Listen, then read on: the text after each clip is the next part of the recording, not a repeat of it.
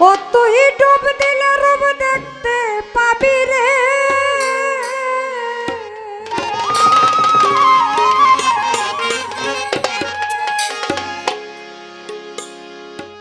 ও তুই ডুব দিলে রূপ দেখতে পাবি রে,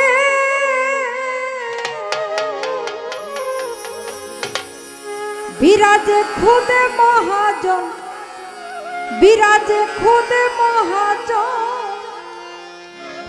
গুরুরূপ সাগরে ডুবে দেখ করে আমার মন। এই মাইকের যে লাউডটা কমান, প্রতিধ্বনি করে। হ্যালো হ্যালো, আরো কমবে। হ্যালো হ্যালো,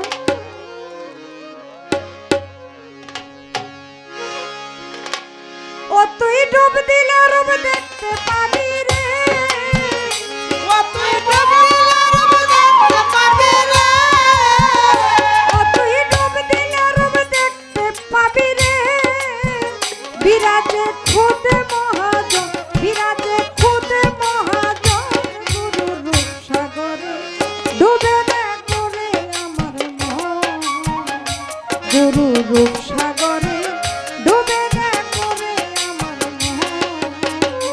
ও তুই ডুব দিলে রূপ দেখতে পাবি রে, ও তুই ডুব দিলে রূপ দেখতে পাবি রে, বিরাজে খুদে মহাজন, বিরাজে খুদে মহাজন, গুরুরূপ সাগরে ডুবে দেখ করে আমার মন, গুরুরূপ সাগরে ডুবে দেখ করে আমার মন। দিল যখন হবে রে খাটি, ও তুই দেখতে পাবি উজান ভাটি, কোথায় কি রতন,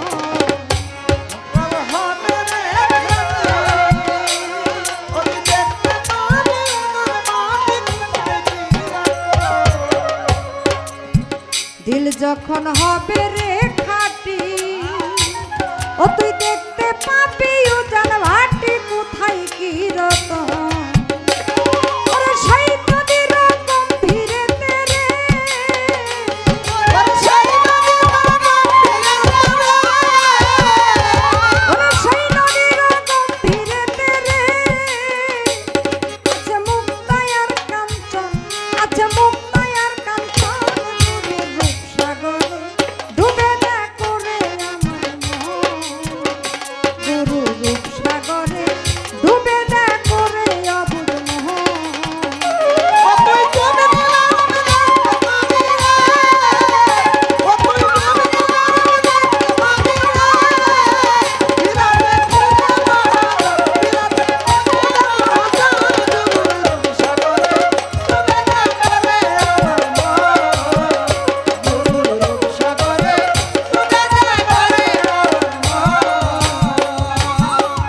অনুরাগের বান্ডা কিলে ওরে সাধু মোহন ভেসে চলে বিজলির মতো,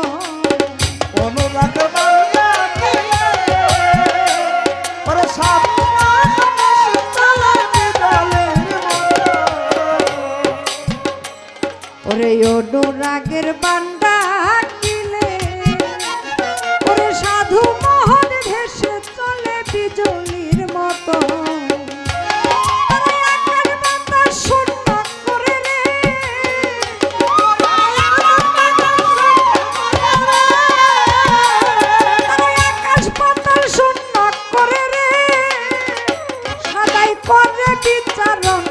সদাই করে বিচারণ, গুরুরূপ সাগরে ডুবে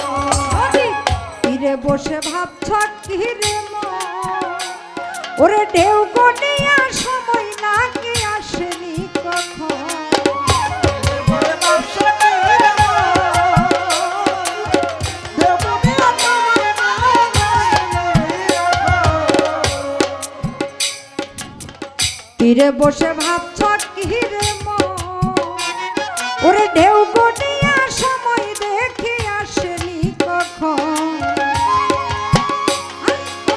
দিন যে ফুরাইয়া গেল রে,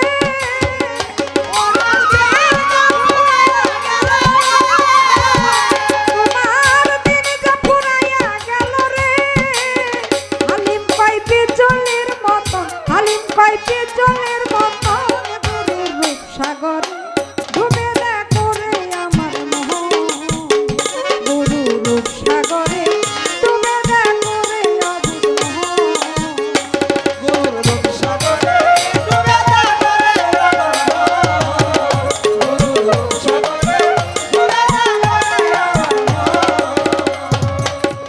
আস্তে মানুষের দেহের মধ্যে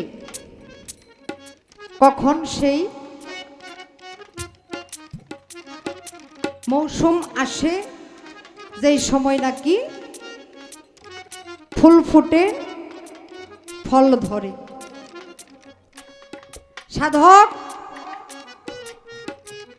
সাধকের ভাষায় এই মানব দেহের মধ্যে একজন নারী যখন